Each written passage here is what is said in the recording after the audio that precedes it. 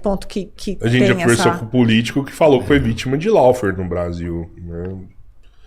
Que estava tendo influência aí de outros países aí em decisões acontecendo aqui para benefício deles. O Brasil, bem ou mal, ele tem certas questões, né, geopolíticas relevantes, né? Totalmente Uma é o estratégico. fato de ser um celeiro do mundo mesmo. A gente alimenta boa parte da população mundial, né? Então tem muita gente que depende da gente quando a gente fala disso.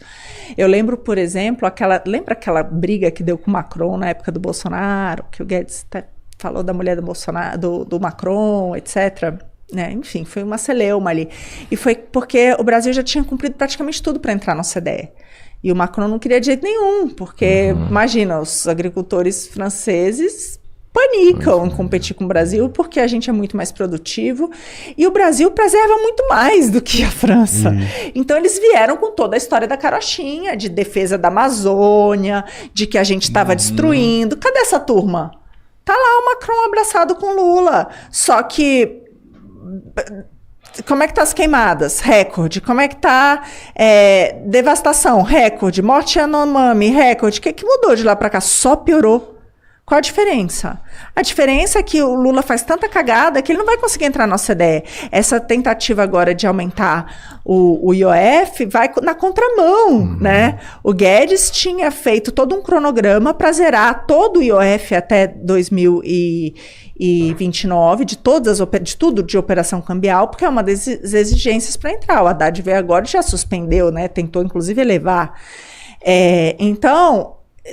entendeu? Por quê? Porque ele olha ali o Lula como um paspalho, que não vai conseguir implementar, então não vai competir com eles. É assim que eles olham o Brasil, entendeu? Esse IVA que foi aprovado nasceu no governo Guedes? O IVA, o novo imposto aí, da reforma tributária? Não, veio muito diferente. O Guedes tinha uma proposta de reforma tributária para o Brasil. Ele tinha uma proposta bem diferente da que foi aprovada agora. Tinham alguns pontos... Mas o Guedes tinha uma coisa que era muito importante, que era o mais Brasil, menos Brasília. Da maneira como você está agora, você aumentou muito o poder do governo federal. Né? Muito. Você diminuiu toda a discricionariedade de estados, de municípios. Tem uma grande disputa aí, né? Porque tem muita gente que fala assim, olha, guerra fiscal não é bom. Né? Tipo, alguns estados... conseguem que a empresa vá para lá, porque baixa o imposto. Eu vejo isso como bom, porque é a forma de você ter menos, né? Imposto. É você, bem ou mal, tendo uma competição. De distribuir, porque senão vai ficar tudo aqui em São Paulo e sei lá, alguma você coisa, pode ter uma... Então, eu vejo isso como um dos mecanismos, né? Eu acho bom quem consegue prestar um serviço melhor, de qualidade menor, com menos impostos, atrai pessoas.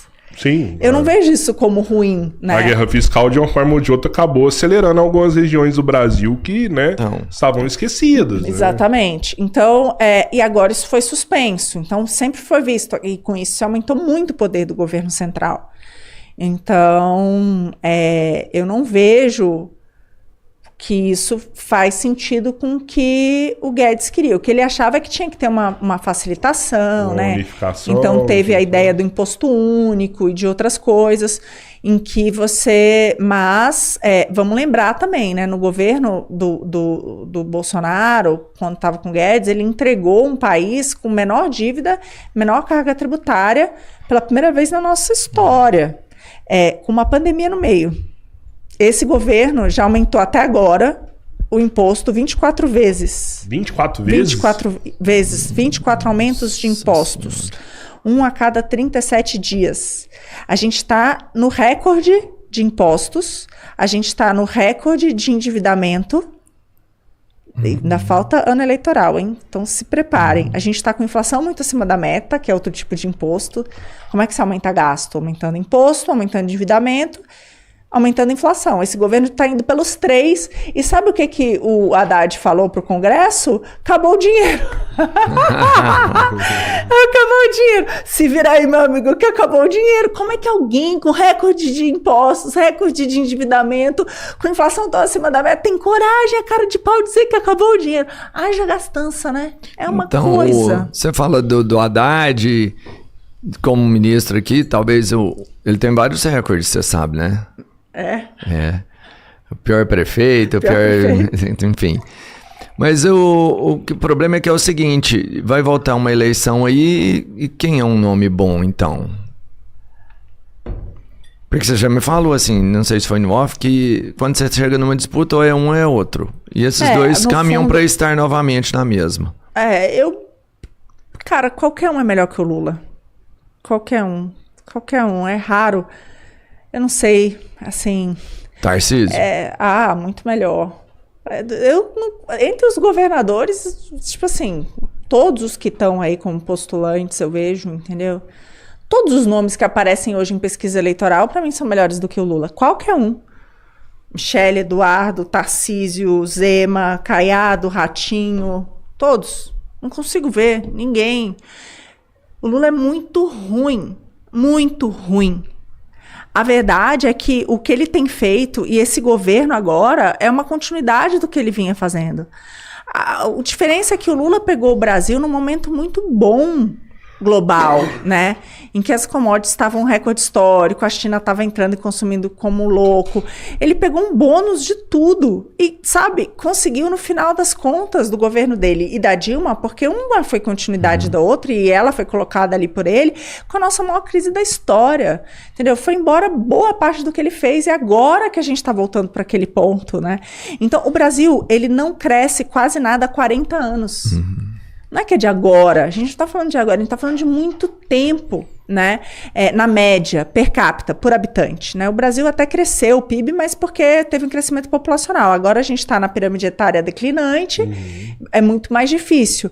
Mas a gente perdeu tudo isso. Então, quando a gente olha por habitante, o nosso crescimento foi tipo 0,6 ao ano. Em 40 anos, a gente cresceu cerca de 30. O mundo cresceu 130.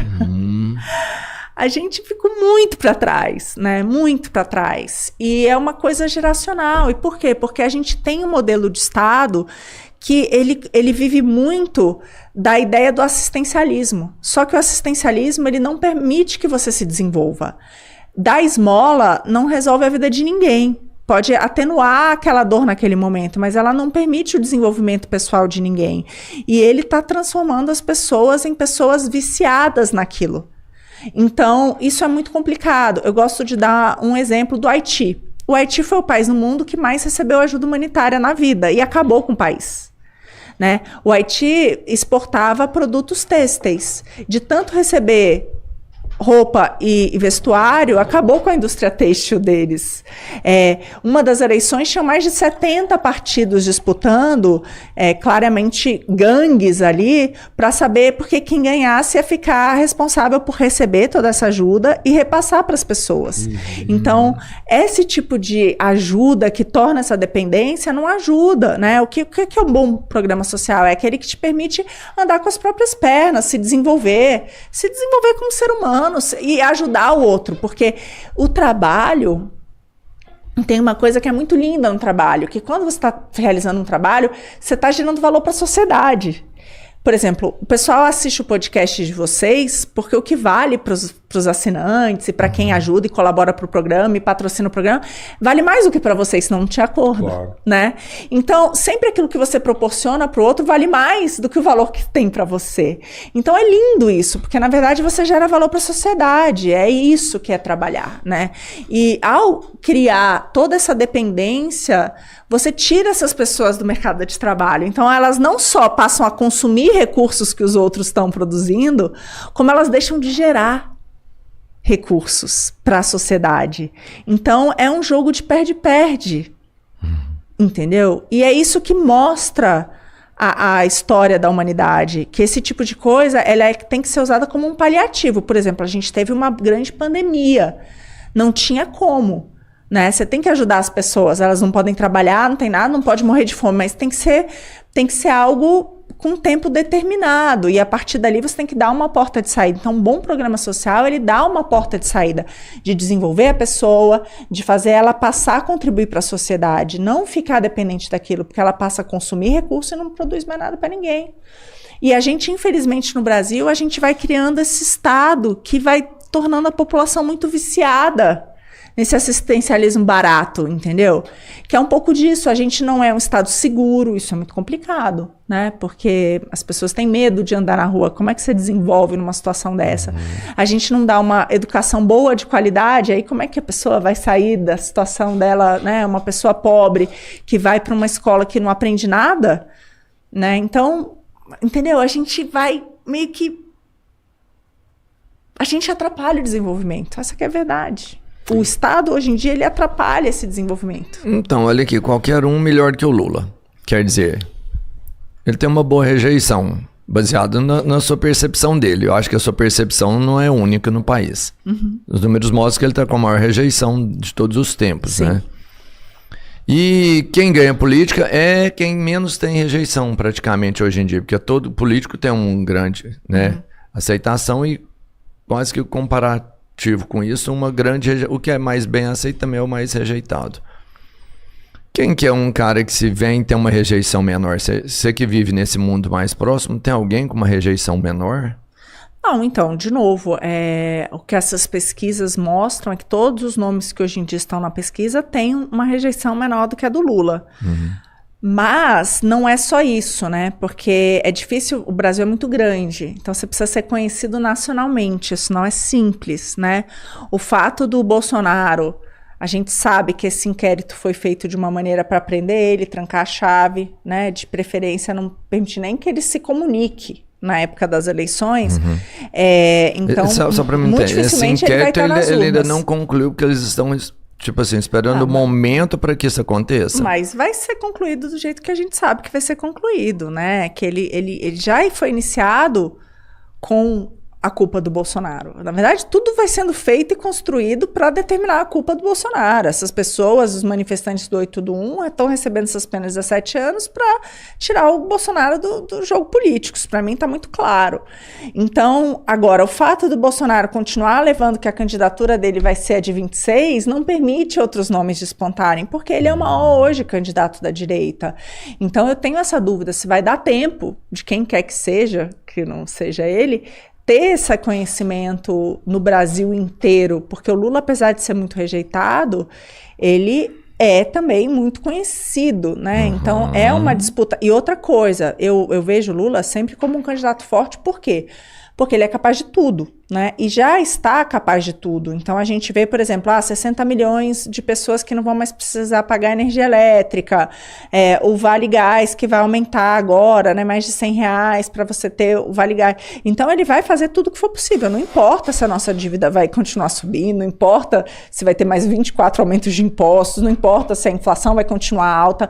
Ele vai despejar tudo possível até as eleições, porque é isso que sempre aconteceu. Vai ter mais irresponsabilidade fiscal ainda. Com certeza. E o Congresso, infelizmente, é vendido, porque o Congresso tem aprovado isso, né? Você acredita que o ano que vem a taxa de juros pode abaixar? Então, pode até ser, porque em algum momento todo esse absurdo pode levar a gente para uma recessão. Então, pode ter um espaço, por exemplo, a Dilma, né? A Dilma, ela fez tanto absurdo que a gente caiu numa recessão do abismo, né? Então, tem esse motivo, que não seria um bom motivo, né? Vai ser meio que desaquecimento pela falta de poder mesmo, pelo impacto, né? Por um fato de que você chegou em todos os estertores. Mas é difícil pensar que em ano de eleição, com todo esse crescimento anabolizado que eles estão trazendo, você não tem inflação. Então, acho que a inflação, o cenário mais provável, você tem ainda uma inflação alta, porque vai vir todos esses programas e todas esse assistencialismo e esse populismo do Lula. Então, ele sempre vai ser um candidato forte. Vamos lembrar, a Dilma foi reeleita e já tinha estourado a crise do petrolão, gente. E a Dilma foi reeleita. Não é nem que ela foi eleita, que primeiro a popularidade do Lula ainda era muito alta, ela foi reeleita com uma popularidade muito baixa. Então, eu não consigo pintar esse cenário de que é óbvio que ele vai perder, apesar dele estar nessa crise de popularidade, sabe? Por conta disso, porque a máquina é forte. E ele tem esse perfil de usar a máquina o máximo possível, né? Não é aquela pessoa que está encolhendo a máquina, não, ele vai até o limite da máquina. E um outro ponto que eu vejo é que não acho que a eleição presidencial seja mais importante em 26, muito pelo contrário, acho que a eleição mais importante em 26 é a do Senado. disparada é a do Senado. Por quê? Porque, primeiro, o Lula não conseguiria ter aumentado o imposto 24 vezes se o Congresso não tivesse permitido. E, número 2, eu vejo que o maior problema institucional que a gente tem hoje é o STF. Então, que é o grande problema que a gente tem. Hoje a gente tem liberdade de expressão, que está sendo questionada. A gente tem uma arbitrariedade, a gente tem um poder que julga, não é imparcial, a gente está vendo um ativismo exacerbado, os ministros falam o tempo inteiro fora dos autos, estão ali, cantam, né, em eventos de empresas privadas. A gente tem um problema, que é esse problema das mulheres julgarem causas e ganharem recursos que eles julgam, né, familiares, etc. Então, a gente está com um judiciário muito corrompido no Brasil. E a única maneira que a gente tem de ter um freio para isso é o Senado. Então, o grande poder capaz de tanto implementar boas propostas do Executivo quanto barrá-las, e o único poder capaz de dar um freio nesse ativismo judicial que a gente está vivendo é o Senado. Então, para mim, a eleição do Senado ela é muito mais importante do que a do presidente da República. E não sou só eu que acho, né? O STF já disse que acha isso e está se mobilizando para que os governadores venham como candidatos a senadores, né? Nos estados da esquerda, principalmente. O próprio Lula já disse isso também, e disse, olha, a gente precisa de um Senado de esquerda, porque senão a direita vai esculhambar o STF. Então, assim, todos eles sabem disso, assim. Para mim é uma coisa muito clara que a grande eleição que a gente vai ter é do Senado Federal em 26. Eles modificaram o tempo do Senado para 10 anos? Não, eles não conseguiram passar isso aí na calada da noite, né? Eles pensaram nisso, mas não foi aprovado. Porque o que está sendo discutido? Que todas as eleições... Primeiro que não vale para agora, né? A partir de 32, 34. Tem que fazer as contas, mas é para depois. Mas o que aconteceria que todas as eleições aconteceriam no mesmo ano. Então, você teria prefeito, vereador, governador, deputado, senador, tudo numa eleição única, em vez de a cada 2 anos. E todos os mandatos seriam de 4 anos. Não teria mais reeleição. Aí nessa tentativa que eles tentaram fazer um puxadinho do Senado, mas não conseguiram, né? Então o Senado, nesse caso, continuaria em 8. Seria melhor todas as eleições de uma vez, Você acha melhor essa? Eu acho. Um gasto a menos, pelo menos, né? Não acho que vai ser um gasto a menos, não. Pode apostar que o fundo eleitoral vai dobrar. Mas pelo menos vai ter mais coerência na hora de votar, né? Você põe um prefeito alinhado com o presidente, um vereador alinhado com o governador. Eu acho que dá mais coerência nessa hora pro eleitor, né? Eu acho que é uma boa medida, mas eu não acho que é a grande medida que o Brasil precisa, assim. Em termos de reforma política, eu acho que a gente tinha outras prioridades, né? Eu gosto da ideia do voto distrital, que é a ideia de que você tem que votar em alguém que está mais próximo de você, então você consegue cobrar o cara na rua, né? Sim. Então, ao invés de você votar num deputado, e aí você nunca vai encontrar com o cara na rua e não vai poder cobrar. Então, eu gosto dessa ideia, porque você vai ter pequenos distritos e ali a oposição, todo mundo vai se engalfinhar. E outra coisa, o deputado que é eleito, o seu opositor fica ali fiscalizando, né? Então, isso é bom também. Hoje, a gente tem mais de 9 em cada 10 dos nossos congressistas, eles são puxados para dentro do Congresso pelos grandes puxadores de voto. Então, você põe ali, a gente já teve o Tiririca com... Levou um punhado. Levou um monte de gente.